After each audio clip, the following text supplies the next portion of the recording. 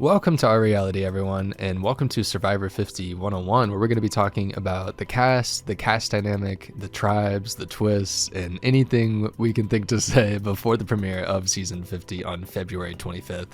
My name is Barrett. I'm joined by Nick and Zach. If you want to jump to anywhere specific in the video, feel free to click on those timestamps down below. Nick, how excited are you for Season 50 of Survivor? I feel like I am one of those fans that's a little bit more optimistic about it. I feel like a lot of the reaction online has been not the greatest, but I feel like I'm kind of excited just because there is a couple people in the mix that I'm excited to see come back, and there's a couple people that I'm not, but I'm feeling optimistic. I'm honestly looking forward to it. Were there some misses? Yes. As in, there were some missed opportunities with casting, but I'm pessimistically optimistic. We're going to pretend it's a thing, yeah. I personally think that even the negative parts of twists and things, I don't think it's going to play a huge factor. I'm hoping for the best. I'm expecting the worst, but I'm looking forward to it. And I need to set this up. Yeah. Okay. So allegedly this is for the fans because we've gotten them to their 50th season, which is a big milestone for any show, of course. What CBS has been doing is they allowed us fans to vote on different things that we want to see in season 50, allegedly making it in the hands of the fans. Has there been a fan vote before in Survivor to any capacity? Yes, there has. I want to say in All Stars, there was a fan vote for someone else to get $1 million.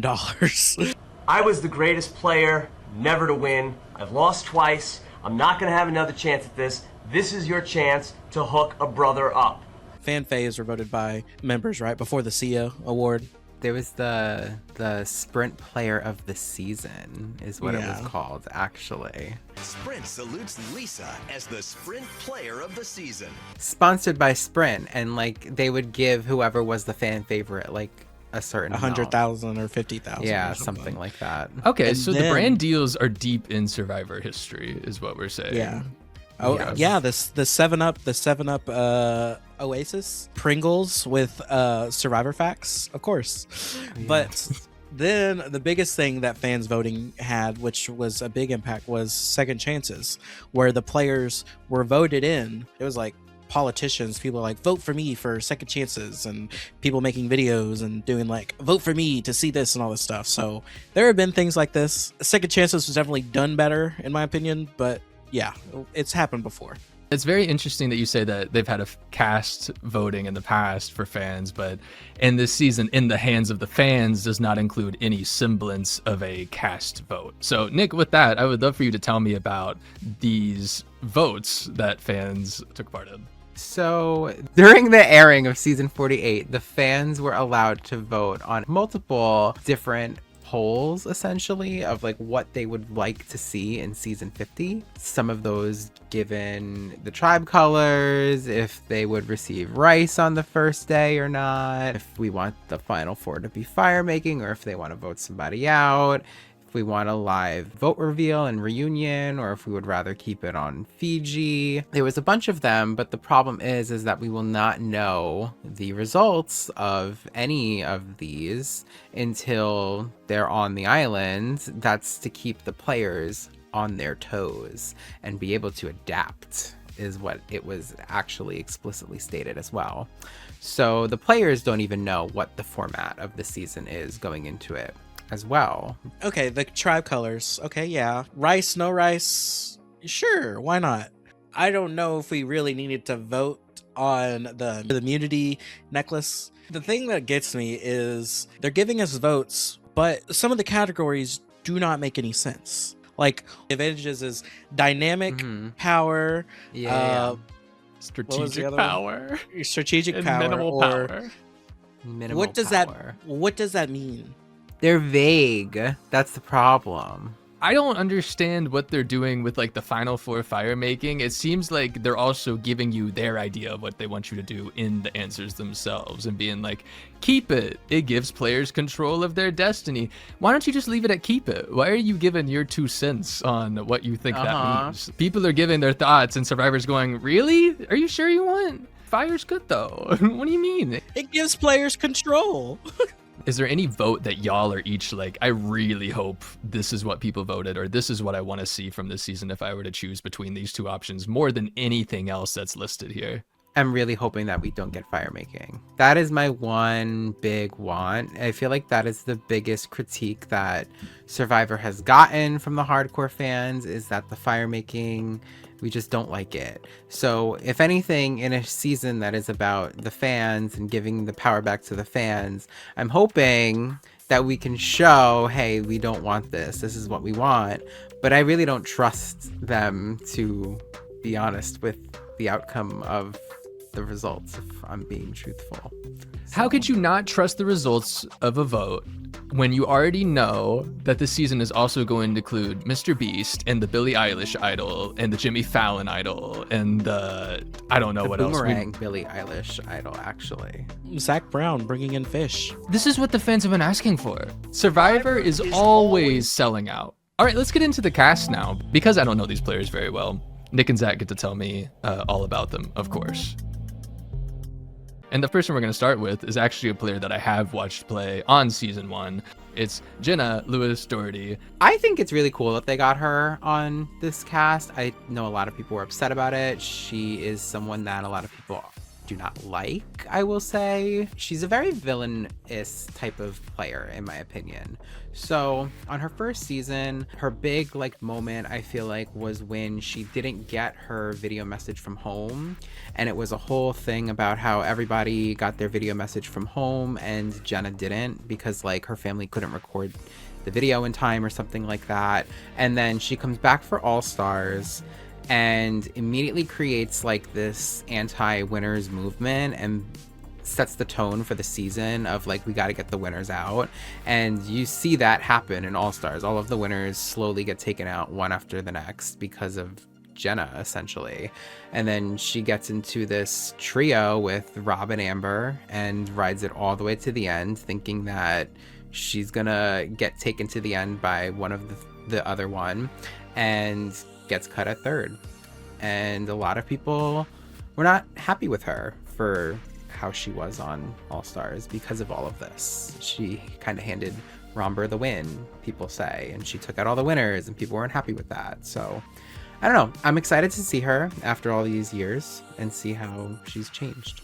She is a ball of energy, as far as it's not chaotic, but she's definitely she pops out in her interviews, as in she is excited and ready to be here. I'm just glad that they had a season 1 representation. She hasn't played a game with idols. She hasn't played a game with a lot of any twists. So how is she going to navigate? What is she going to do? Well, if the fans voted correctly, then maybe there will be no twists at all, and there definitely won't be any idols at play. Yeah, because that would never, they would totally do that. So, Zach, tell me about Colby Donaldson. Colby has an interesting arc.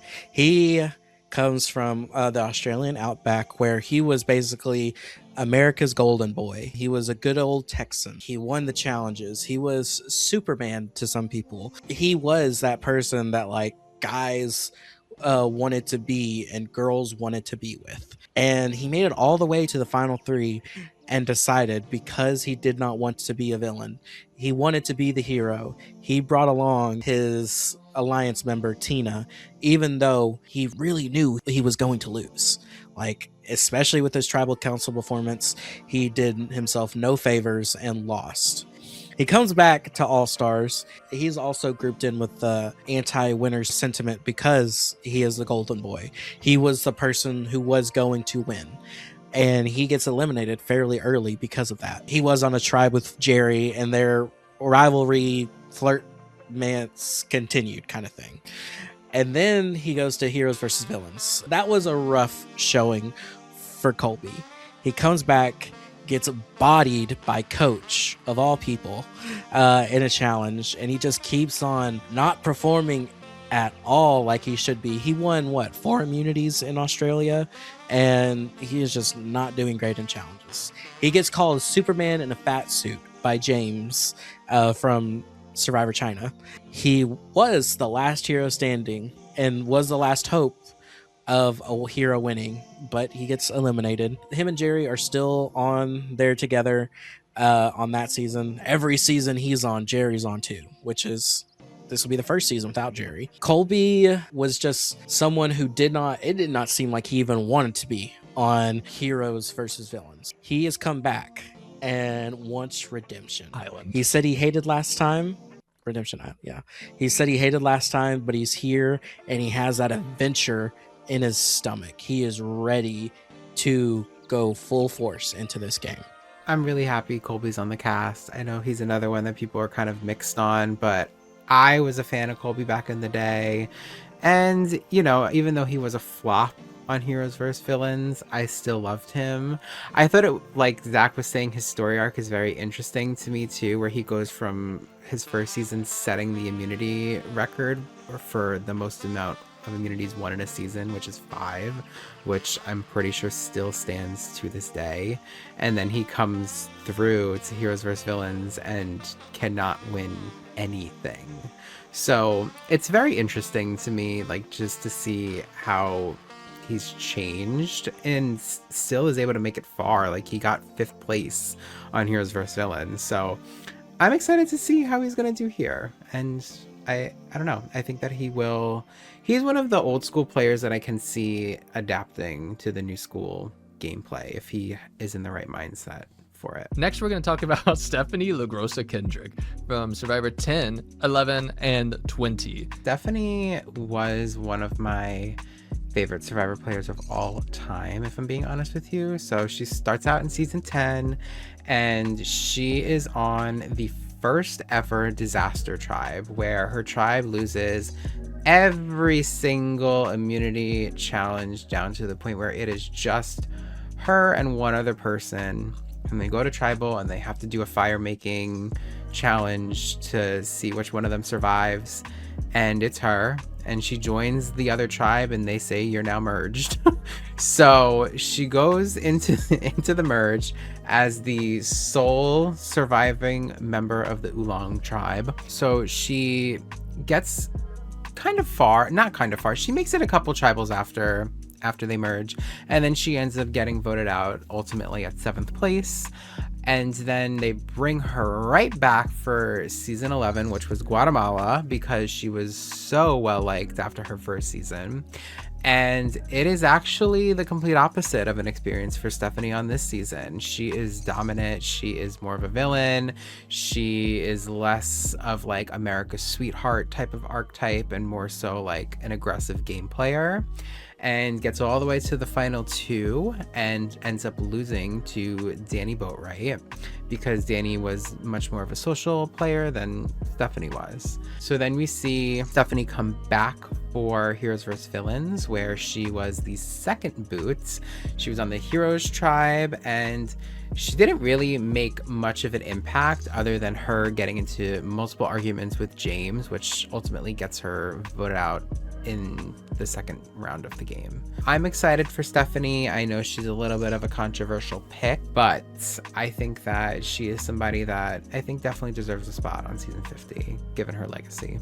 In Palau, I mean, you can't help but root for her because she was the only person left from her tribe.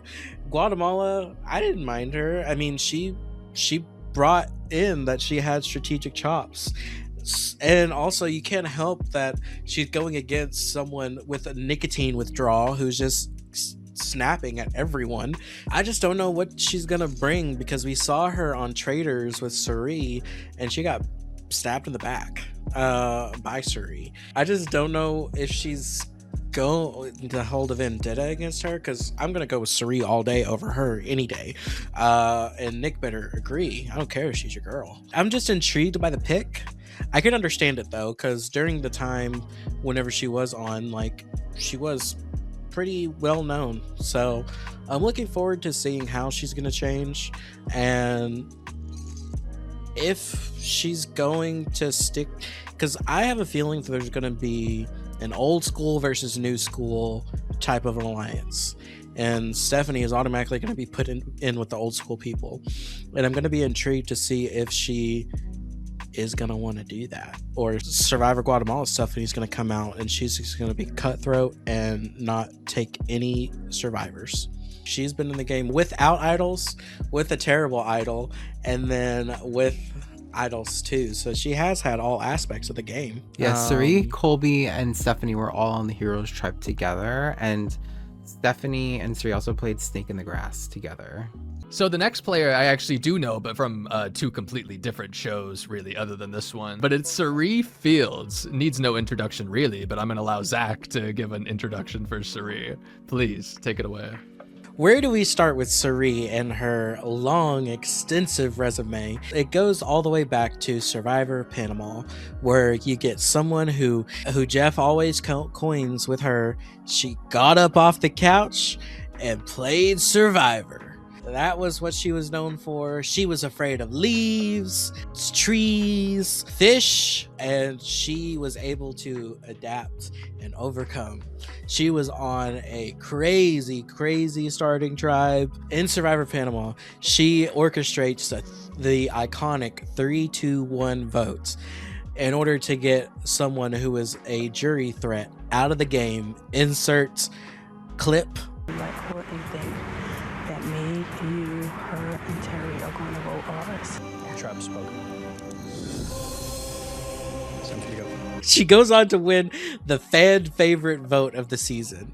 She is beloved by all. Then she comes back to Survivor Micronesia, and she's on the favorites tribe, where she decides to get together with the couples alliance, and later on forms the Black Widow Brigade, one of the, if not the most iconic Survivor alliance of all time. What they do, Eric Reichenbacker, they tell him and manipulate him, her leading the charge, to give up his immunity necklace and give it to someone else, and they proceed to vote him out. She forms herself into an amazing competitor, comes up just short by a surprise, stupid final two decision, and she gets taken out in third place just before Final Tribal Council. She comes back on Survivor's Heroes versus Villains, forming alliances with different people within the tribe, and it takes a lot for her to go home so early. It takes her getting idled out. Not even a majority vote. She gets idled out by Tom Westman, a former winner. Short-lived, but still iconic nonetheless. Then she comes back a few seasons later in Survivor Game Changers, one of the few actual game changers. She then proceeds to go on and get taken out by Advantage Geddon. Insert Advantage Geddon clip. I'm not going to explain all of that. Play for myself. Okay. I have another one. A red one. I would like to play from Aubrey. Hey, Jeff. I've got a secret advantage, which is... Yep. I'm going to get on the immunity train and give you that because I just feel like being in the final five. It doesn't matter what votes are in the urn, because the only person who can receive votes is me. Want to say it? The tribe has spoken. Thank you, sir. And then she comes back to a hop, skip, and a boat ride across the pond to Australia, Survivor Australia versus the World, where she loses in Final Four fire making. She has not only done all of those shows Survivor-wise, she has also been on Snake in the Grass. She is the winner of the first ever inaugural U.S. Trader season. She also played Big Brother and made it all the way to the end, almost all the way to the end, but was robbed, unfortunately. She is reality TV royalty. Everyone bowed down to Cirie motherfucking Fields. Yeah, no, Cirie definitely is like the person on this cast who I think deserves her spot on this season the most. As Zach has just listed her resume, she's done like 80 seasons of Survivor and then like 20 other seasons of reality TV. So yeah, she earns her spot on Survivor 50. I think that she described herself in, I think it was Heroes vs. Villains, as a gangster in an Oprah suit, and that's exactly how I feel like Cirie is. Like, you would never expect her to be as cunning and strategic and cutthroat as she is, because she comes off so sweet and nice because she's a nurse. But that's Cirie at this point, and people know that. So that makes me a little scared for her coming into this kind of a season. Like, she kind of sticks out like a sore thumb, in my opinion, but I think that Cirie is able to maneuver herself in any format of any reality competition, game show, whatever it is. Cirie's mind is able to adapt to it and progress. I love her. I'm excited. We have a big brother person. I know. That's why I feel like I get to talk about her too. She's also breaking records already with the most Survivor seasons ever played, with 6. And yes, we are counting Australian Survivor because it counts. Yeah, I mean, she took on the entire world, really. I mean, she was part of the world, but she also took on Australia. I love Cirie Fields. I think I love her for a very different reason that I think other people love her, because I have not seen Panama, I have not seen Micronesia, I have not seen all of Heroes versus Villains, but I have seen Game Changers, and I have seen Traitors, and I have seen Big Brother 25. So I know Cirie has the chops. She is one of the smartest people to play any of these games that I've ever seen, and her ability to adapt might be the best of a person that could play multiple games in reality TV. And after watching her live in the Big Brother 25 house and feeling so bad for her, but with her effortlessly getting to the end of the game anyway through all of that, it's incredible. Well, something else to... Oh my gosh. Sorry. Okay. No, there's something. There's something. Funny. Next up, we have Ozzy Lusth. Nick, tell me a bit about Ozzy. Okay, so Ozzy starts his long Survivor journey in season 13, which was Cook Islands, where he is a part of the iconic I-24 Alliance, which was basically an alliance formed because their tribe got down to just 4 members after a mutiny situation, and they end up... This alliance includes Yule, I must add, and Yule ends up finding the idol, which was really just a super idol now, and they're able to kind of maneuver that and get themselves all the way to the final 4 with the entire alliance, where Ozzy was a key component of that because he won a bunch of immunities, and he actually tied Colby's record. After all that, Ozzy ends up making it all the way to the final 3, where he loses and gets second next to Yule. Ozzy comes back from Micronesia, where I feel like he is not as nice as he was on his original season. He gets into a showmance with Amanda Kimmel, who is one of the fan favorites of Survivor. But her alliance, which is the Black Widow Brigade, which Cirie created, is not that approving of Ozzy and their whole showmance fiasco, because it's, like I said, not the nicest. So they blindside Ozzy behind Amanda's back. Some may say Amanda knew about this blindside, some may not. We don't know. That discretion is still up to the air until this day. But ultimately, Ozzy ends up his spot on the jury by Cirie. Keep that in mind. So now we go to season 23, which is a long time after season 16, technically. And Ozzy is brought back as one of the tribe captains with Coach. And Ozzy's team, or Ozzy's tribe, I should say, ends up losing quite a bit of the immunity challenges pre-merge. There is Redemption Island on this season, which is where people, when they get voted out, they have to live there and win challenges in order to stay alive. And Ozzy's tribe ends up losing the challenge right before the merge. And Ozzy asks Ballsy, hey, vote me out. Send me to Redemption Island. I'm going to take out Christine, who was the other opponent that was there at the time. So they throw the immunity. They vote Ozzy out. Ozzy goes to the duel, wins the duel, of course, returns from Redemption Island, enters the merge, where Cochran flips on his tribe, where theoretically they should have had the numbers, but Cochran flips on Ozzy and his whole tribe, sends them all to the jury, except for Ozzy and Cochran. Ozzy is able to win an immunity. They vote out Cochran. Ozzy goes back to Redemption Island eventually, returns once again from Redemption Island, and is able to make it all the way to the Final Four, where eventually he is voted out because he cannot win the Final Immunity Challenge. Then, because Ozzy loves to come back for Survivor, comes back to Game Changers. And he was one of the question mark cast for a lot of people on this season because he kind of just didn't make sense. And Ozzy didn't really have much of an impact on the season at all. He made it to the merge and eventually gets targeted because he was a physical threat. The key to all of this, though, in my opinion, is that he played with Cirie 2 times now. And I feel like they never really see eye to eye. So I'm intrigued to see how this all comes into play, given that they are on the same starting tribe for season 50. My favorite iteration of him was in South Pacific, quite honestly.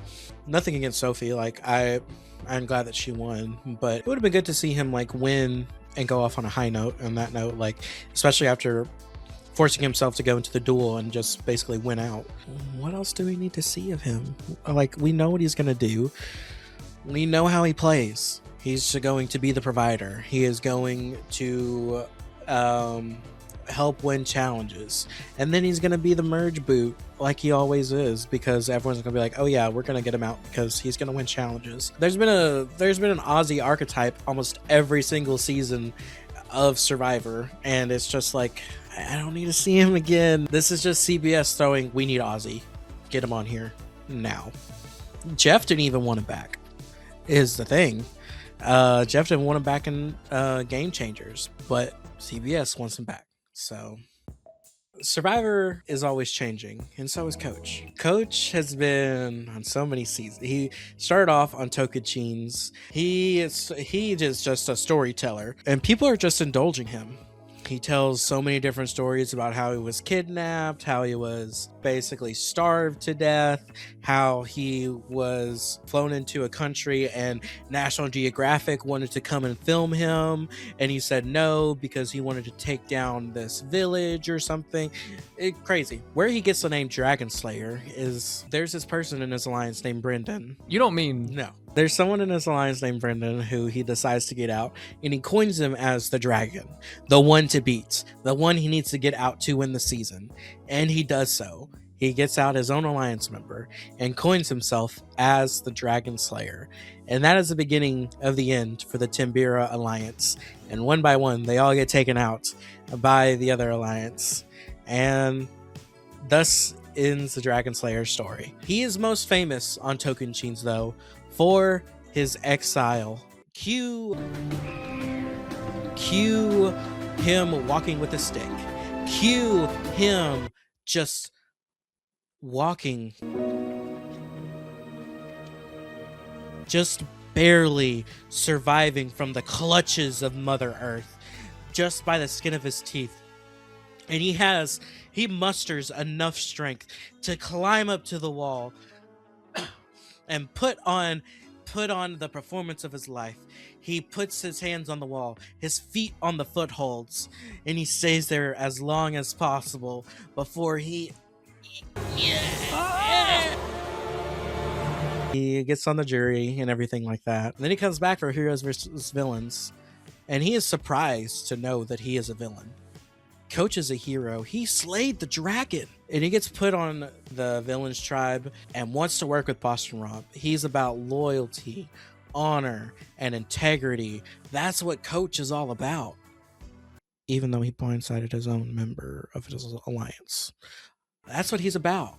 And then heroically, he decides to let Boston Rob be blindsided and get taken out.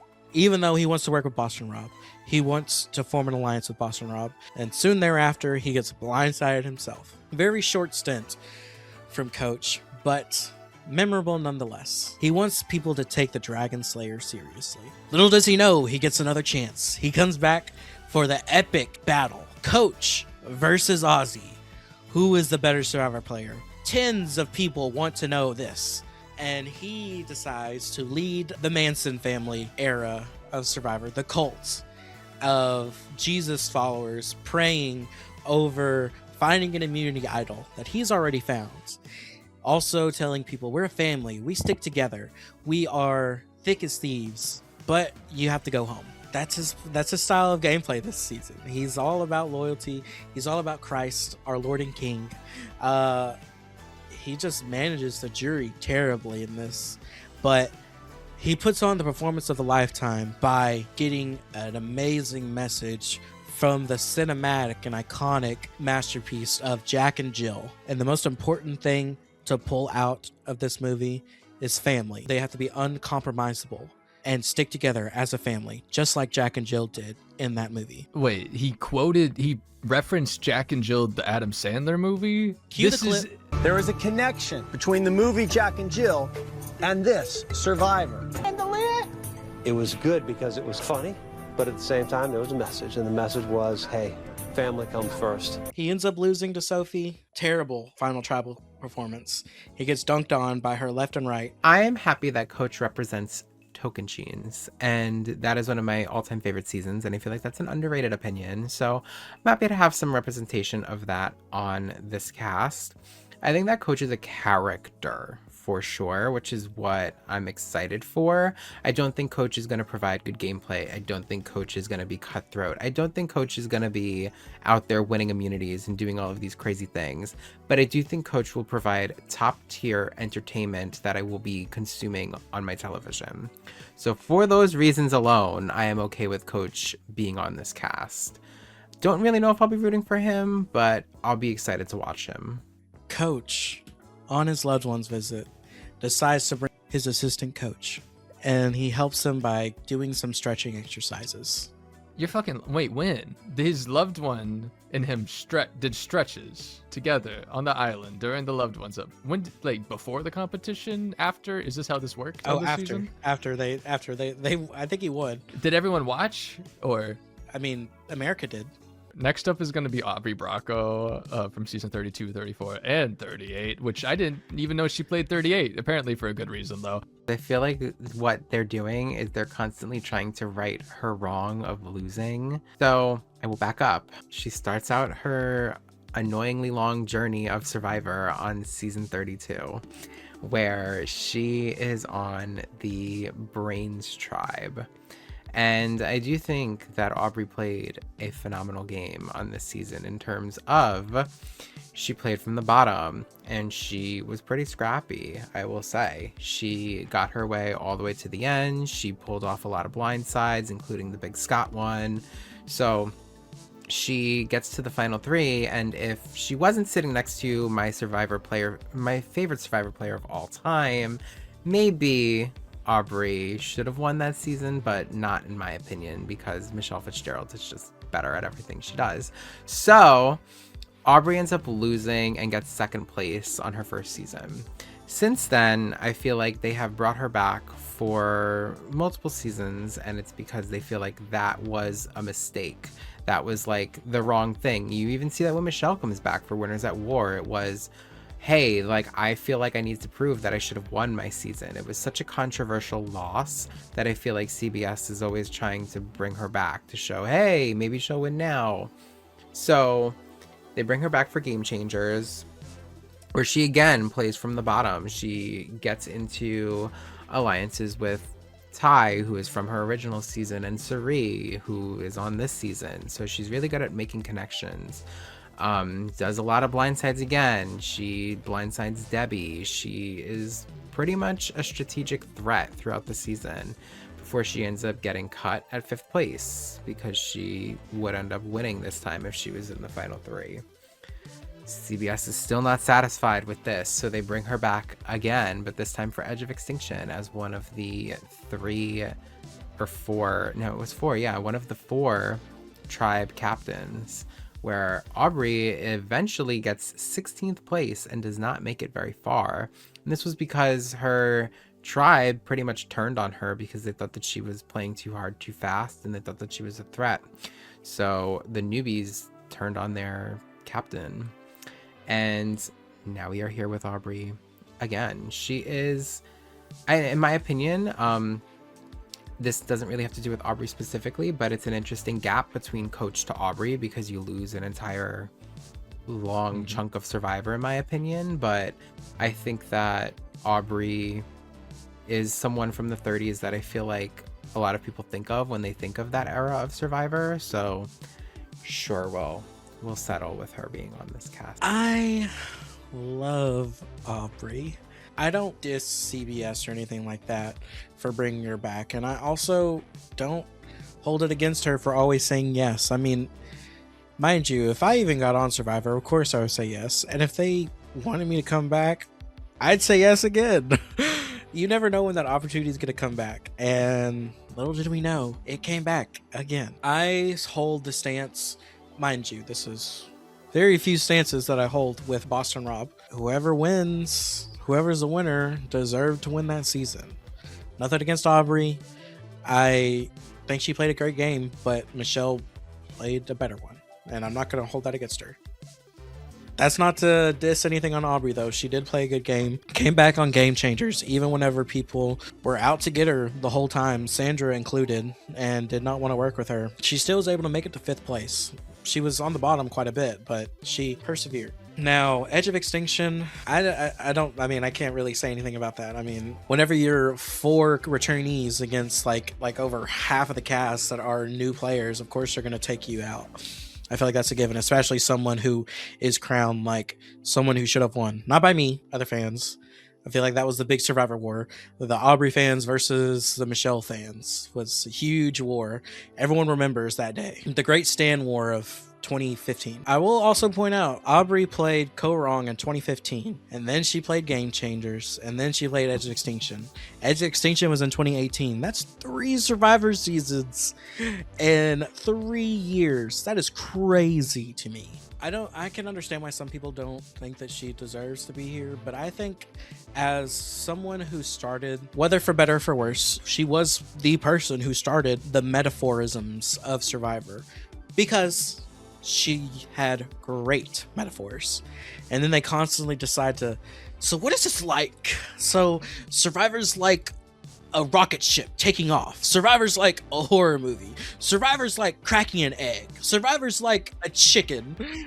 Any type of Survivor fan, like a nerd archetype, she helped curate that. She was the way better version of Cochran, in my opinion. Zach, tell me a little bit about Chrissy Hofbeck. What, is this one of your girls, Nick?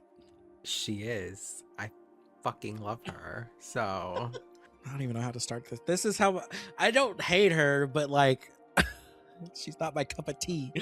In Survivor, there are different types of players, and one of the most underviewed and unappreciated players in archetypes that I think of is the mother archetype. Not the mother, like Cirie mother. I'm talking about mother. They're a mother. They are a married mother. Yeah, a married mother. They are viewed as caring, nurturing, being the one that's there for the tribe. Chrissy Hofbeck came in and defeated that narrative. She was put on the Heroes Tribe as an actuary. She was put on the Heroes Tribe because she was a mother. Because mothers are the unsung heroes of America, or of the world. This is Jeff's words, not mine. She comes in, first immunity challenge, throws up, does awful in the immunity challenge, and this isn't a diss. This is Jeff's words. I'm not dissing her. I would not do great in a swimming challenge. I'd probably be doing the same thing. But she comes in and does not do great. Might be voted out, but she comes back and keeps on persevering. She starts off in that tribe, gets a good footing, and she makes it to the merge. She then goes on an immunity streak, starts winning immunity challenges left and right on her own, someone who threw up on the first day, and she starts to get control of the game. She started at the bottom whenever it came the merge, but then she slowly worked her way up. She is tied for the most immunity wins for a woman in a single season, tied with Savannah, might I add. The main thing with her, she wins the Final Four immunity challenge, and she gets told that this immunity challenge comes with an advantage in the game. No. She gets it, opens it up, and sees fire. You It's everywhere. You will not be voting someone out tonight. you'll be deciding who you want to take to the final 3, thus forcing the other 2 competitors to compete in a fire-making competition. What a terrible idea. I hope we don't bring that back. She is destroyed at the thought of this, because who is going to win? The boy with long hair who doesn't really know outdoors much, or the freaking army or the military vet who is skilled outdoorsman? He wins. And she is viewed as cold and as evil by the jury because she's supposed to be the mom. She's supposed to be caring. She's supposed to be nurturing. She's supposed to, damn you all, a woman who is able to backstab people and lie and play a man's game should get as much respect as anyone else. And though she is not my cup of tea, I do agree that the twist that she was given, the advantage that she has no choice what to do, really does make her screwed. One of the most screwed players in Survivor history. I am so absolutely excited for Chrissy. She is like on my top 5 of this whole cast. I'm not gonna lie. I thought that they would never bring her back, but I'm like pumped because I really wasn't expecting it. So everything Zach said is exactly why I love her. I feel like her journey was so perfect, being like on the bottom starting out and then making the merge, winning the 4 immunities in a row. Like she just like gained so much momentum and it didn't stop. And I really remember when she won that final immunity, you could see like the relief in her face because she felt like she finally just like won the game and Ben was finally gonna go home. And then it was all ripped away from her. So I'm really excited that they are giving her the second chance, because I do think that she is very overlooked in the grand scheme of Survivor. I think that it's easy to forget about her, but I absolutely have not. I have been waiting for her to return for forever. I am very excited for Chrissy. I'm a little nervous for Chrissy because I feel like she's a little removed from the Survivor community, so I don't think that she's even connected to many people on this cast, which makes me a little nervous for her. But we're holding out hope for my girl, and I'm just glad she's even here. All right, let's move on to like the string of players from David versus Goliath. First up, we have from season 37, Christian Hubicki. Christian is somebody that is a big fan favorite from his season. I feel like a lot of people were very high on Christian. I was not so much, but I can appreciate why people were high on him. I think that Christian had a very big underdog storyline. I feel like he was underestimated by his tribe. Very much that like typical like experience that I feel like a lot of like the nerdy super fans go through on Survivor, where they're like not as strong as the other guys, so they're like looked at as weaker. But Christian is extremely smart. I will give that to him. He did have a very successful and iconic idol play. And not only that, but Christian's also really good socially, to the point where he had people play idols on him. So he survived many of times when he should have gone home, but because of his idols or because of people seeing use for him, they kept him around. He also was really pretty good at the challenges. He has this one iconic immunity scene where he like won the endurance challenge when he needed it, or else he was gonna go home. So I think that Christian is somebody that I expected to see on this cast. I'm not gonna lie, out of the strand of people in the 30s, I think that Christian is somebody that comes to my mind because people really liked him so much. As I said, I was like kind of meh with him, but I'm actually intrigued to see how he'll play with a bunch of all-stars, to say the least. Christian is coming in with a big secret. He is a father now. And he's not telling anyone. No one knew about this because his child was 6 weeks old. So he's coming into the game as a new father and has that in his back pocket. I'm intrigued to see how he's going to play because I enjoyed watching him on David vs. Goliath. David vs. Goliath is an amazing season of Survivor. I think many people would believe that. He is very much well known for his literally talking someone out of winning an immunity. And I say talking, like it went on for like 3 hours.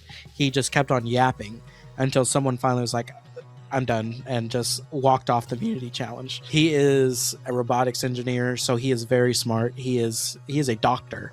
Dr. Christian Hubicki. He is probably one of the most beloved as far as both super fans and casuals alike enjoy him. And I've seen him on podcasts and playing Blood on the Clock Tower, and he's plays those games just as and is as entertaining as he was back whenever this season first aired. So I'm looking forward to seeing what this White Lotus cameo man can do. Next up, we have also from David versus Goliath, season 37, the second runner-up from this season, Angelina Keeley. I just have a question, Barrett. Is there any way I could have your jacket? Barrett? Natalie, is there any way I could have your jacket? This is the most iconic scene from Angelina Keeley.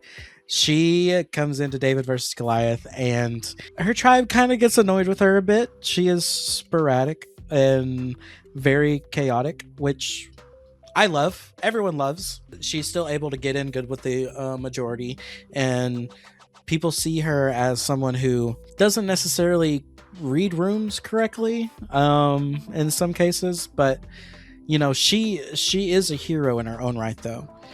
She heroically sacrificed her spot in immunity to get rice for the tribe, and she never brought it up again. And so that is someone who is just so heroic, in my opinion. Like, she sacrificed her life in this game for others to get rice. And not only to add to that, she climbs a 100-foot ladder over a waterfall to receive an idol. She goes through thorns. She gets in crevices. She fights her way for this immunity idol, which statistically women have not gotten that many immunity idols. So she is trailblazing this and helping women get more immunity idols. She is just iconic in her own right. She decides to heroically give someone or hide a fake idol and have someone find it and make them think that they have any hope left in the game. And then she gets the final Tribals Council, where she heroically decides to bring up the fact that she selflessly, and never mentioned it again, she gave up her position in an immunity challenge for rice for the entire tribe, making an amazing negotiation to get the rice. She started negotiations. She took a class at Harvard for negotiating. This is just how iconic she is. She deserves to be put on the very mountain that she climbed that 100-foot ladder with. This is the Angelina Keeley. I absolutely agree with everything Zach just said, because Holy I am so obsessed with Angelina. She is one of my favorite, like, newer, I want to say new school. I'm going to say new school. She's one of my favorite newer schooler players ever, in my opinion. She's so entertaining. She is so quotable. The jacket clip, the ladder scene, just everything. She is TV. And I'm so glad that CBS did not forget her number, because I truly thought that they would have. I'll even say this. I'm a firm believer that maybe she should have won her season. I said what I said. I don't really care. Maybe that's a hot take, but I think that she was a star, and that, like, she really, really provided top tier entertainment on her season of Survivor. So I'm extremely excited to watch Angelina again. I don't even know what to follow up with. Who would you, for someone who has never seen this person play before, do you have a Big Brother comparison for me that you could compare Angelina to? Danielle, Big Brother 14. That's a good comparison, but, like, remove Shane from the equation. Yeah, completely. I'm glad to know that there is someone out there that can be both fun and climbing through thorns and 100,000-foot ladders over volcanoes to search for an idol, or whatever you said. Next, we're going to talk about the last player from David versus Goliath. It is none other than Mike White, the creator of the TV show White Lotus, but also a huge Survivor super fan. Mike was the runner-up on David versus Goliath, but has returned. So on Survivor, I feel like he was a very, very good social player. That is very much where he thrived in the Survivor world. Don't think he was the brightest bulb in the head with strategy, but that's okay because I feel like he made up for it with the social capability that he had. I think that he was really good at making bonds. And then towards the end of the game, you start to see him play a little bit more aggressively. And I feel like that, again, is what got him into the final 3. He did play a part in blindsiding Christian, which was a big move because Christian was, I feel like, the main contender to win the game at that point. Blindsided Christian, he did win the final 4 fire making as well and ended up getting to the final 3, but losing due to not being seemed as strategic. That's not all where Mike White has been in the CBS realm as well, but he's also been on The Amazing Race. So he did Amazing Race season 14 with his father, Mel, and they did pretty well. They, I believe, made it all the way to the end, but didn't win the game. And then they came back for Amazing Race 18, which was Unfinished Business / Second Chances, whatever you want to name it. And again with his father, but did not do too hot this time. Only lasted a couple legs. This was before he was, both of his Amazing Race seasons were way before he was on Survivor too, which I also find kind of interesting because I feel like we don't really see that kind of thing happen very often, especially given how famous he is now. So it's really weird. But Mike White, something that stands out to me was people thinking that he was a very airheaded back on David versus Goliath, and whether that's true or not, that's up to you. But that's his perception, is that he's not really smart or really strategic, and that's why he ultimately lost the game. I think opposite of Nick. I honestly think that Mike was the strategic chops behind the Goliaths. It's unfortunate that people weren't listening to him, but I think that one of the biggest things with Mike White, which I also am wondering too, I think during the final tribal council, he could have won. He really could have won. But I think he just felt bad at the fact that he already is a millionaire in his own right. And he felt bad about taking that opportunity for someone who actually needed it. I think he sort of threw the final tribal council in a sense and just wanted someone else to win.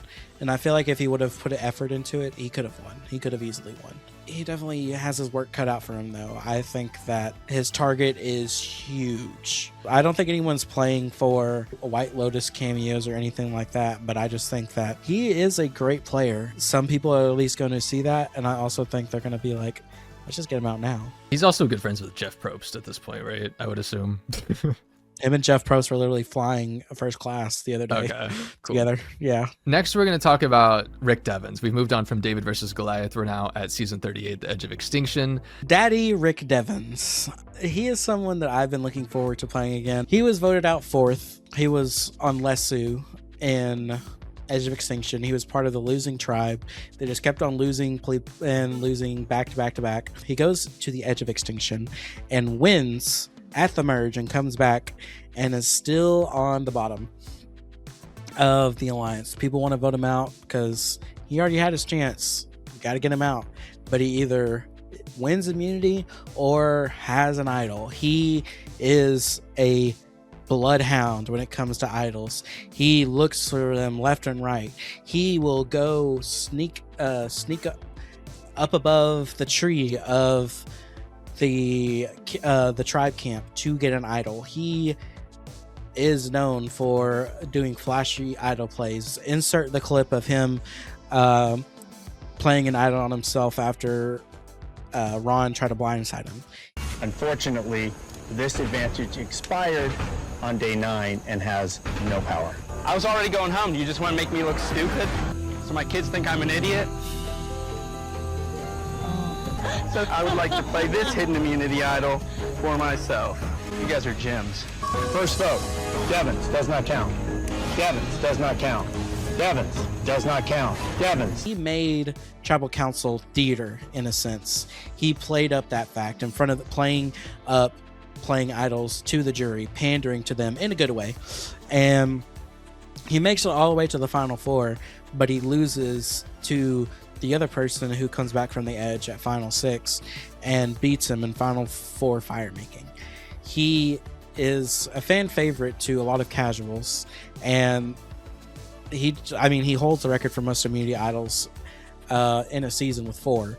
But Rick Devens, I enjoyed watching him. I enjoy him as a person, and I am just ready to see how he is going to handle this, because he is going to have a major target on his back with all of the idol plays and how fancy he got with things. So it's just going to be interesting to see what he's going to do now. I will start by saying that I'm not the biggest fan of him. I think that it was annoying watching somebody just constantly be able to stay alive because they're finding idols or things to help them necessarily stay in the game rather than playing the game itself. To me, it kind of just defeats the purpose of Survivor, which is to survive a vote. Hello, you're not doing that when you can use an idol every friggin' night.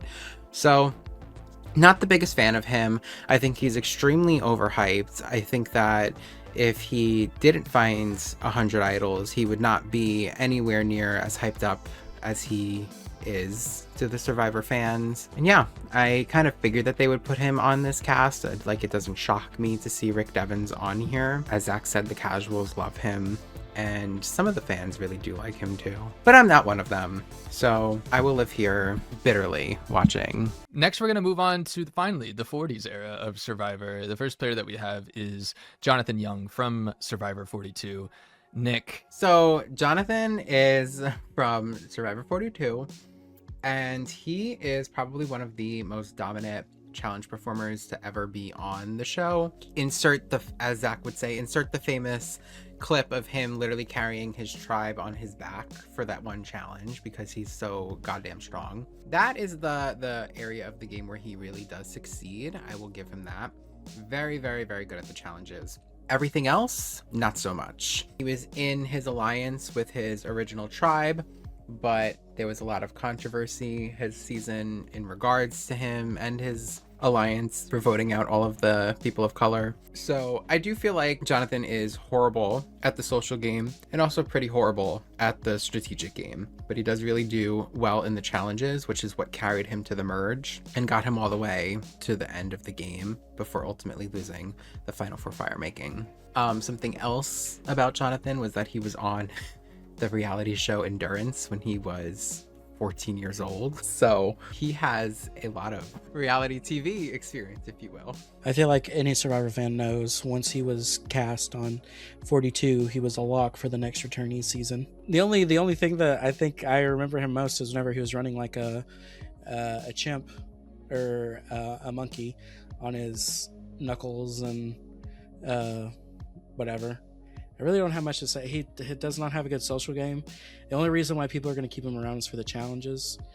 I hear he's a decent human other than that, but I really don't have much to say on him. It just sucks that out of the first 4 seasons, he's the only one that is representing them of the new era from 41 to 44. Well, from there, we're going to go to Survivor 45, where we're now going to talk about Emily Flippen. Emily motherfucking Flippen. She started out on Survivor 45 as someone that a lot of fans did not like, which is mainly because she was portrayed really negatively by the edit and just very opinionated. She was voicing her opinion quite a bit, and people thought that she was primed to be one of the first people to go home. Luckily, due to her being on the disaster tribe, she was able to make it down to the last 3 people of her tribe before a swap happened.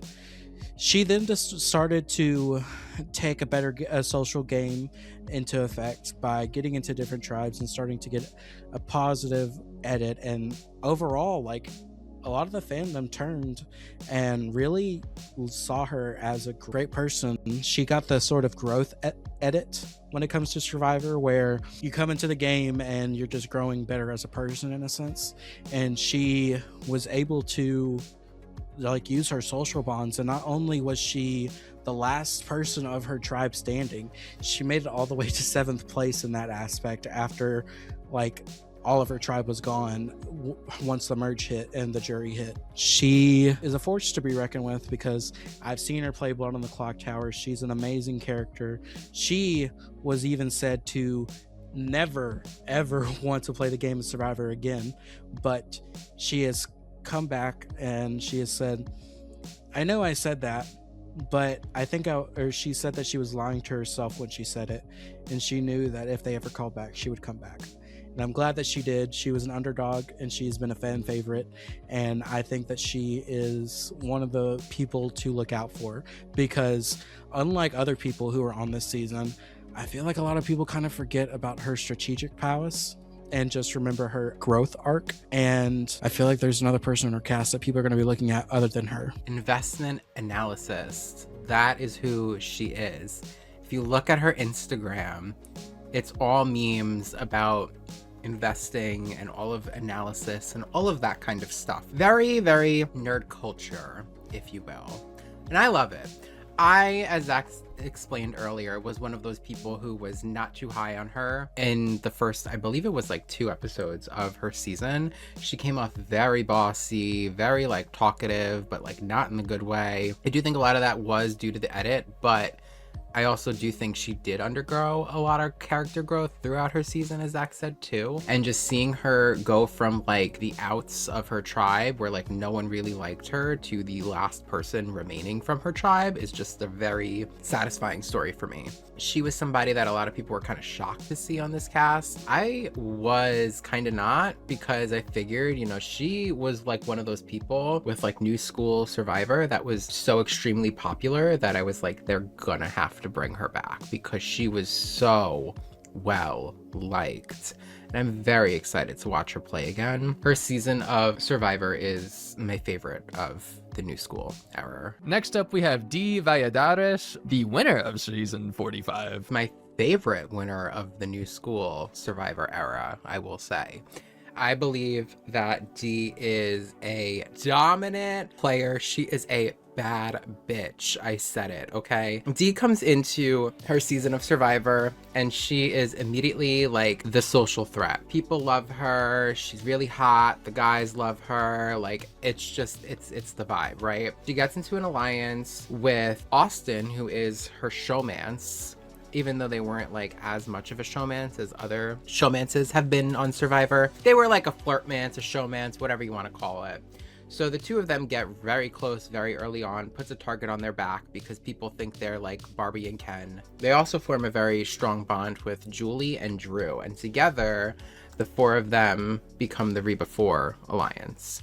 And they pretty much take control of the game come the merge, and Dee held that control throughout the season, got all of them to the end of the game, and ultimately her and Austin were able to win a bunch of immunities together and maintain the power, essentially.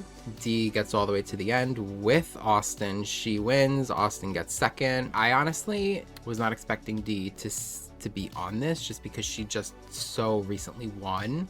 Not only that, but Dee also just filmed and was on The Challenge season 41. So timeline-wise, Dee finished this season and then last year filmed The Challenge 41, got home, and about a month or 2 later left to go and film Survivor 50. So she's very, very active when it comes to gaming. She is going to be out there playing the damn game. She's single. On The Challenge, she was in 2 or 3 showmances. Very much intrigued to see if that becomes a thing with this season as well. But she was a very dominant force in the challenges on The Challenge as well. So I do think that Dee is going to deliver.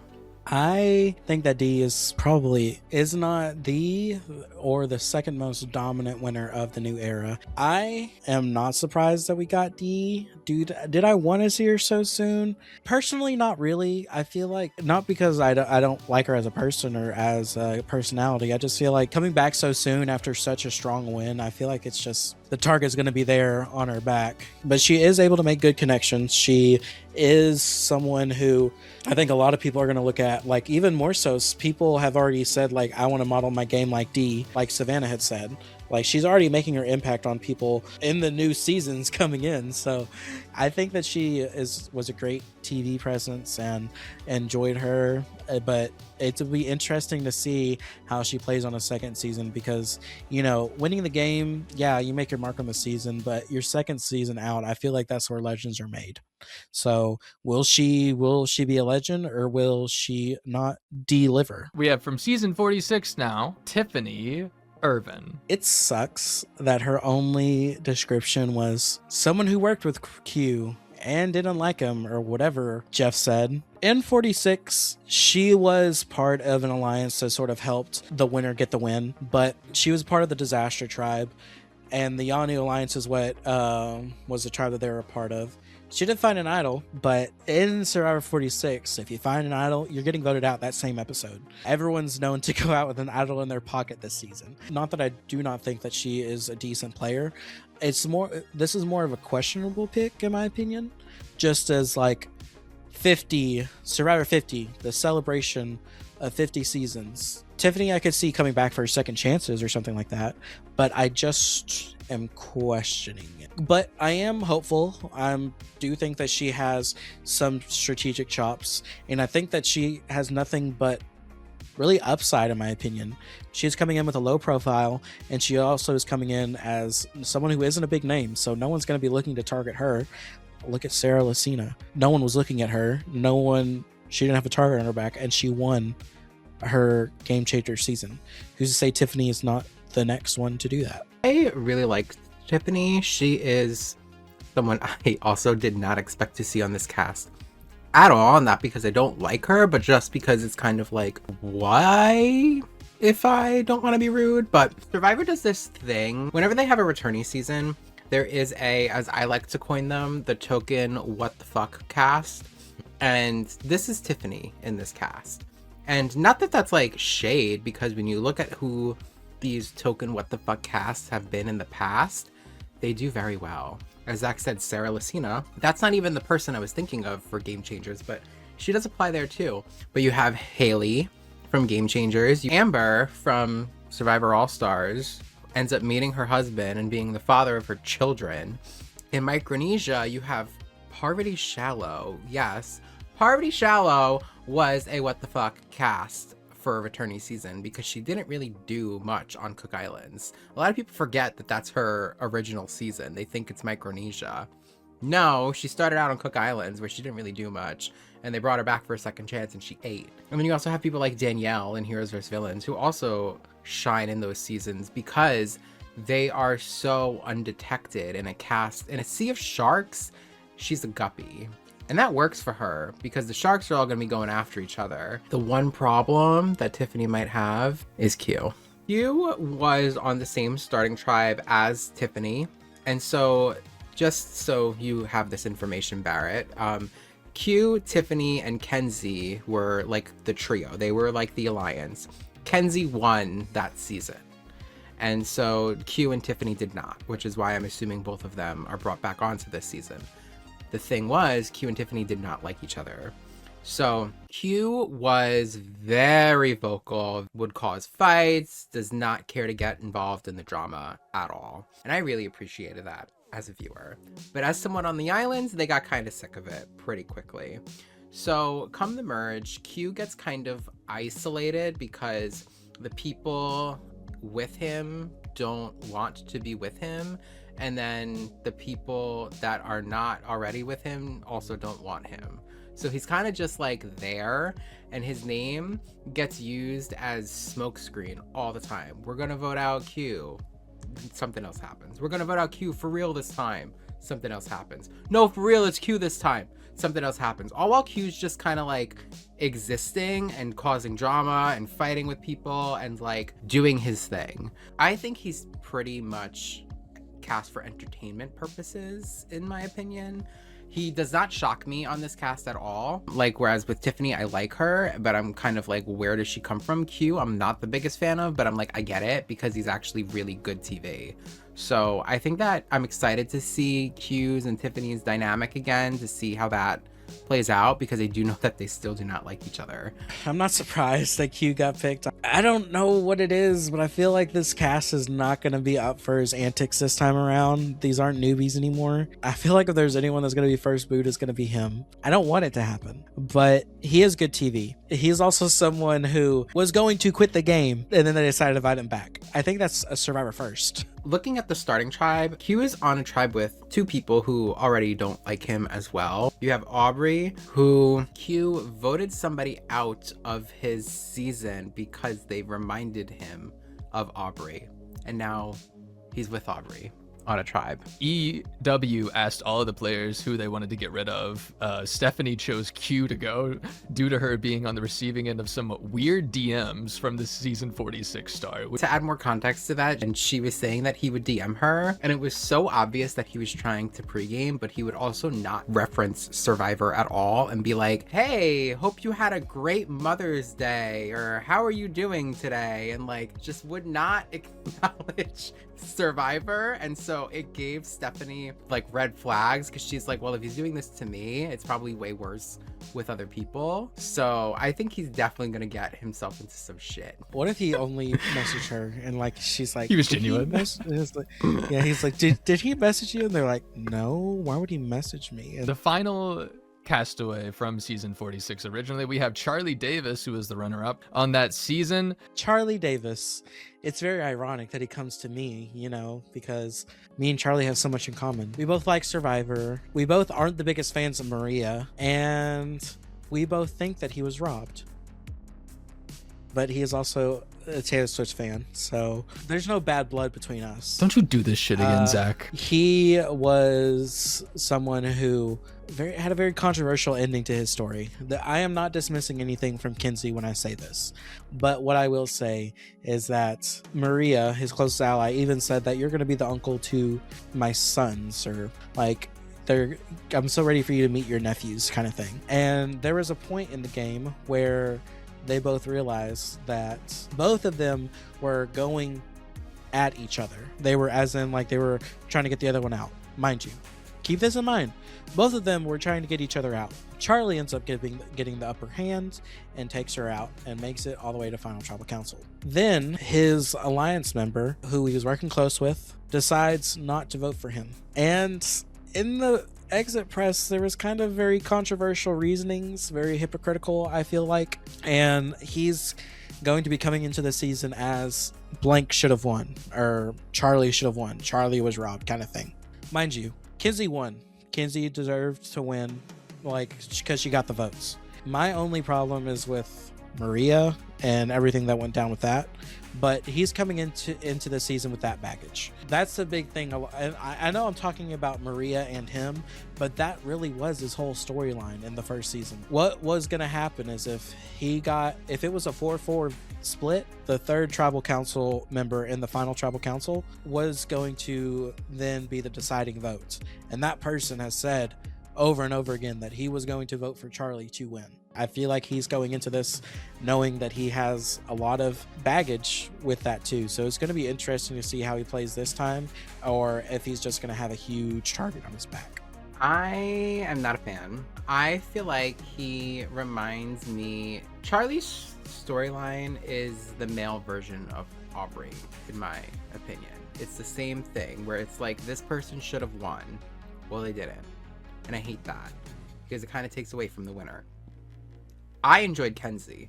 I think Kenzie should have won. I enjoyed her the whole season. If Maria wanted to not vote for Charlie, she has every right to not vote for Charlie. So I see it as Charlie lost the game, fair and square. I think that Charlie is kind of just there to me. I don't know. He didn't really do anything to really impress me on his season of Survivor. I thought that he was a very smart player, and I thought that he was a very active player. But I think that Kenzie was a better underdog, and her story kind of edged out his, in my opinion. And I also didn't really like that he was a Taylor Swift fan. So I feel like that was all he did, was reference Taylor Swift and try to throw in Taylor Swift quotes, kind of like Zach does all the time. So you can kind of see. I feel like a lot of his storyline is a lot of focusing on him and Maria. And maybe without Maria in the picture this time, maybe I'll feel different about the whole situation. Maria is free to vote for whoever she wants to. The hypocrisy is what sends me over the edge. And I'm not taking anything away from Kenzie. I would have preferred to see him on a season with Maria, on a second chances season, since they both lost, in a sense. I feel like that would have been more entertaining. I didn't want just him and I didn't want just Maria. I wanted both of them together on a season to see what happens. Moving on to season 47. Nick, I would love for you to tell me about Genevieve. I will gladly tell you about Mother Vive. So she is my favorite new school person on this cast. I said what I said. I know that I said Dee was my favorite winner before. Genevieve is my favorite person out of all of these new school people. I think that she is she has so much potential, and I was scared that they were not going to give her a spot on this season because of how many interesting characters there were on her season, but I'm glad that she got the spot. Genevieve started out on her original tribe pretty much dominating. She was very social, very likable. People were calling her like the new Parvati, if you will, because she's that like flirtatious, like very, very good looking, but also very social, very strategic at the same time. She has that like game bot-esque personality in the confessionals, which is what I really enjoyed. Like you wouldn't expect that just from looking at her. And I feel like that really gave her an advantage on her season. So she ends up at the merge crafting this blindside against Soul, which was a really big move, but it also made her the biggest target in the game at that point. And from there on out, she spent the rest of the season pretty much fighting for her life, trying to not get voted out, whether that was winning immunities or, you know, getting the votes to sway another way. She was always able to kind of get herself out of a spot and get the vote onto somebody else or win the challenge when she needed to. I think that she has so much potential on a season like this because she is a big fish, but people aren't looking at her. They're looking at the Colbys and the Stephenies and, oh, we got to get rid of the old school. And D1, Genevieve is just as good as, if not better than a lot of the people on this cast. So I'm hype. If there is a word for her, I want to say sleeper cell.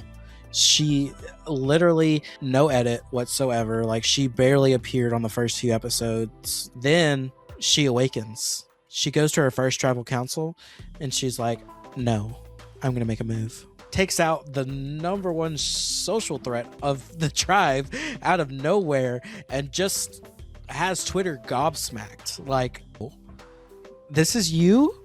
We have to stand. She is here, bob and all. She has brought her jacket and she is coming to slay with the bob down. Let's move on to another trio of players all from the same season. First up, we have from Survivor 48, the fourth place finisher, Kamilla. Well, if you ask Nick, 48 is probably a lot of forgettable people. Kamilla, not one of them. She was on a season of loyal-based game, and she was not having it. She wanted to be able to play her own game and be strategic as possible, but she adapted herself well. Even though she didn't want to play this type of game, she read the room and was able to understand what she needed to do. She was a strong social player in her own right. She formed a duo with Kyle on a swap, and they were able to successfully dupe the rest of the players into them not thinking that they were working together at all on the swap tribe. And she decided to stick with the 4 Alliance core to make it almost all the way to Final Four. She makes it to Final Four and loses in fire making. She also won 2 individual immunities, mind you. Post-season, we come to find out she was a jury threat. She was the one that everyone was rooting for, that almost everyone was going to vote for to win. In my opinion, she is also the person who is the better person in the duo of Kyle and Kamilla. Where there's Kyle, there's Kamilla in this season. They're known as the duo that no one saw coming and no one really talked about because they actually kept their secret alliance a secret. Then, even after the season, her and Kyle are playing down the fact that they were working together hard. They're playing down the fact that, oh no, we weren't actually that close. Oh, we didn't really work that tightly together. I wonder why. I am excited to see her back. She's another one where it's like she's back with Kyle again, and I would have rather seen her on a Second Chances season. Okay, so let me start out by saying I don't dislike Kamilla. I just feel like she doesn't fit the season. Season 50, it's supposed to be like the biggest thing ever, and then we have like Kamilla. I don't know. It doesn't feel like she fits the puzzle to me. She's another one, in my opinion. Okay, she's one of these like what the fuck casts where you're kind of like, well, where do you fit into this whole equation? But I think a lot of that comes because their season did just finish airing right when they went to go film this, and I feel like coming off that high, the audience was really receptive of her. They liked her, you know, and like I'm saying, I liked her too. She just doesn't fit in like the grand scheme of like Survivor 50. I need the best and biggest players ever. Kamilla. I think something that she has going for her is that people will underestimate her because of that. Like she gets overshadowed by the other two people from her season, in my opinion, and she's really good. Like Zach said too, she kind of like has the strategic mindset, but a lot of the people on her season didn't want to play like strategically. It was more so like we're just loyal and we're gonna stick to each other. And I will say I feel like she did kind of contribute to a lot of that too. So like she wasn't a very active player. I feel like that's my biggest critique with her, is that she wasn't active. She had the right idea of we need to get this person out, but then her duo would be like, no, we can't blindside him, that's mean. And she'd be like, you're right, we can't.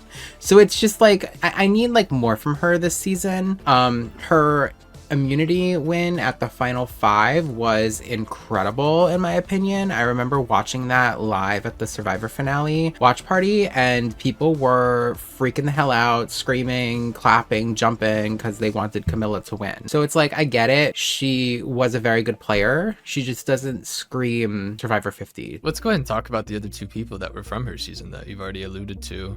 First of is Joe Hunter. And one of the few people who I feel like is kind of okay with Joe. I feel like a lot of people don't like Joe. I enjoyed him. I think that Joe is a very good person, and I feel like that is something that can go a long way in the game of Survivor. Joe is very good at challenges, was very good for that, like tribe wise, you know, was always really beneficial for the tribe. But Joe's biggest strength, in my opinion, was his social game. He forms a very tight duo with Eva. Eva has autism. She was the first Survivor contestant to be on the spectrum, essentially, and she would often get into moments where she would kind of lose control of herself, and Joe would help her kind of calm down. And that was like, to me, showed how good of a person Joe was. But like that dynamic in a Survivor game is very like confusing for people, because it was hard because certain people would want to make a move against it, but then they'd be like, but like this is also like, this feels a little bit weird, like if we do that. So Joe ends up going to Final Tribal Council with Eva, where pretty much he loses because Kyle is there, and the jury didn't like Joe and Eva's dynamic at that point, so they kind of threw the win to Kyle. I am excited that Joe does not have the whole like Eva dynamic going into this season. I want to see Joe for Joe, and I just feel like I said, he's actually like a really good guy. And it's funny too, because to me he's not like as like famous or well known as some of these other Survivor contestants. But then I saw this clip the other day of Dylan O'Brien being like, Dylan O'Brien was interviewing him, very random, I know, and Dylan O'Brien, it was like Dylan O'Brien's like, can I get a picture with you, because like my mom's gonna freak the hell out when she sees that I was just interviewing Joe from Survivor. And I was like, what is like going on? Can I take a picture with you, because my mom would freak out? I'm not kidding. No way. Yeah, like very strange, but people like him. I think he can do very well on this season. So I don't know. I like him. I'm here for it. I know a lot of people aren't, but I feel like out of the people from 48, he is the one I'm probably the most excited for out of the 3. He's a good person. Like one of the big things about his story that he talked about, his sister was a victim of domestic abuse, and she passed away because of that. And he is a big advocate for getting those women the help they need. It was definitely something that like hasn't really been shown a whole lot on Survivor, as far as like those type of stories. And like I feel like with Joe especially, it was something that was very genuine, which is kind of hard to come by because, you know, we have people like I think of Banu, for instance, where we're supposed to feel emotionally invested in someone like losing and things like that, and that's like, it feels like Survivor trying to pander to the audience, whereas his storyline, like, it feels real, and that's something I do appreciate. He was bound to be back eventually because, like, he's such a good guy. He is at least he seems like such a good guy, and he also is someone who did really run his season. But it's also like, you could be a good person, but that doesn't translate to you need to win Survivor. His type of game can only get him so far, and there are a lot of old school players with the mentality of get an alliance, stick together, be loyal, and I feel like he's just gonna run it back like that. He doesn't really know why he lost. He's coming back and just knowing that he lost, and he's gonna try to do it again. So I don't think there's gonna be any changes, because any changes that he does need to make, he cannot make, because they are who he is. There's something missing in his game that I don't think that he has, which is not a testament to him being a bad player. It's just that there's some traits that other people have that some people don't. Tell me about the winner of this season that we have come to know so well from the last two players already. Kyle, I feel like I haven't met anyone that's like, he's a bad winner. He won competitions when he needed to. He had a good social game. He was pretty strategic in his own right, where he with Kamilla was picking people off, both the alliance meat shields that he was working with as well as the underdogs. He was picking them off left and right. He was doing what he needed to do. And I feel like out of anyone, he really does have the chops to win again. People know that he's the winner and he's fresh off of winning. It's so big of a target that people are going to ignore it, because it's like, well, no one's going to get him $1 million again, right? I don't think he's going to change anything. What is there to change? I feel like that's another thing where it's like, a winner coming back so soon, it's just like, you're just setting yourself up for failure too. Played a good game. You played a great game, in my opinion. You're just coming back. I mean, you're playing with house money at this point. So what else is he going to do except for go balls to the wall? So looking forward to seeing what he does, but also it's like, you already won, so what else is there to do?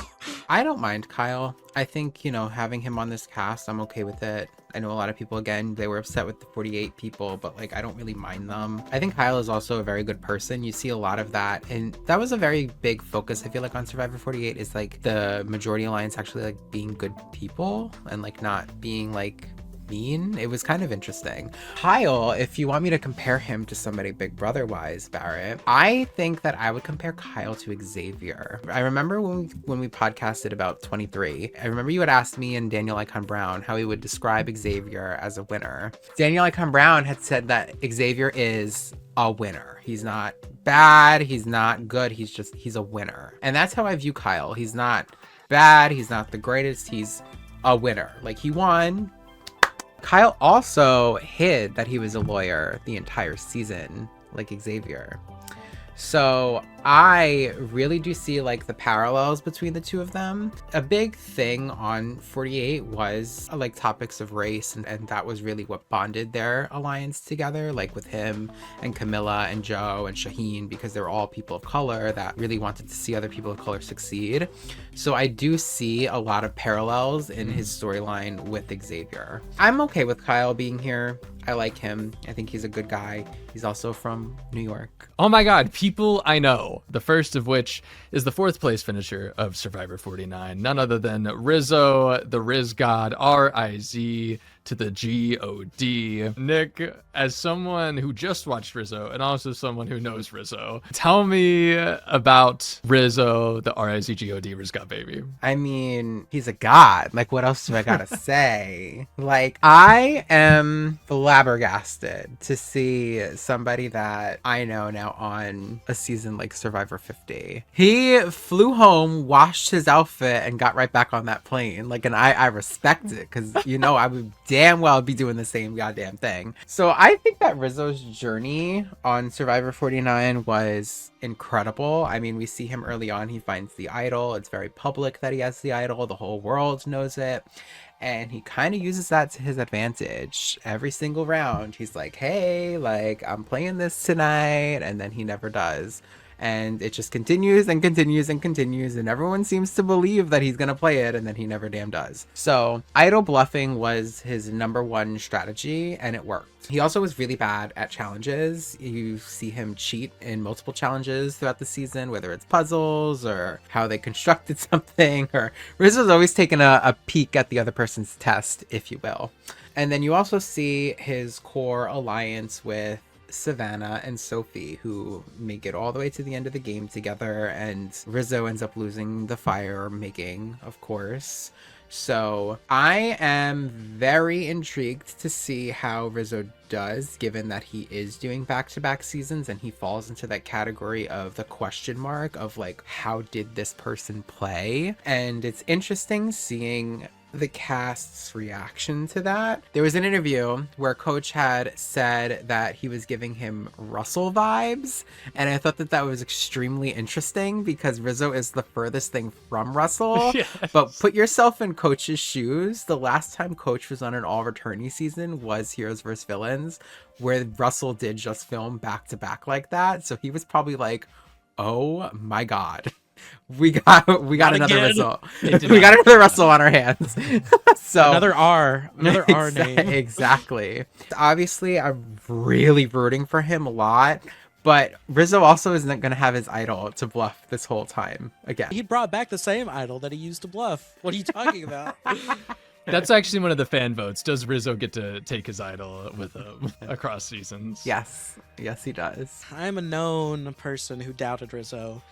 What do you mean someone is going to spell their name out to me and I'm just going to take it? And take it we did. I am now a Riz God fan. I enjoyed watching him. I feel like he had every super fan's dream. Will his game in 50? Will he be able to light a fire? Or will it just burn out quickly? I'm just going to be expecting the same Rizo. I'm going to expect the same results, as in like, I think that he's going to be a good social threat. I think that people are going to fall in love with him. Like he's just going to ooze fandom just being on the island. I feel like he's going to know. I probably am going to have a Russell brand on my back because not like Russell brand. Like Russell. I think he's going to feed into people's egos like crazy. One thing about Rizo is he does know how to read the room. Out of him and Savannah, unfortunately, he has a better, nothing against Savannah, but it's just that Rizo didn't win. I would never play the way that he played. If I was to play Survivor, I would never stand up there and just be like, am I going to play y'all? Am I not going to do? I would never do that. Oh my God. But it's perfectly fits his personality because he's able to go between like being the goofy guy and being the actual like Survivor player to a point where it just looks like he's having fun, and he was able to do that very well, I think. And also the way that he was able to work with Sophie and Savannah in the Tres Leches Alliance, the way that they were able to carry themselves all the way to the end together when they absolutely should not have, with the group that at least made it to merge. What I want to know is if the knowledge of that idol play or the lack of idol play is going to be known in this next season, if he's going to be upfront about that or if Savannah's going to be upfront about that. Riz God, the tribe has spoken. With that, we're going to go to our final player to talk about. Is the winner of the most recent season of Survivor, Savannah Louie. Oh, where do we begin? She starts the game on a dominant tribe. She's just able to avoid tribal council, at least in the beginning. She comes off as a very strong personality. She is a very controversial figure, in my opinion. And going into 49, I feel like there were a lot of people who unjustly kind of had opinions of her.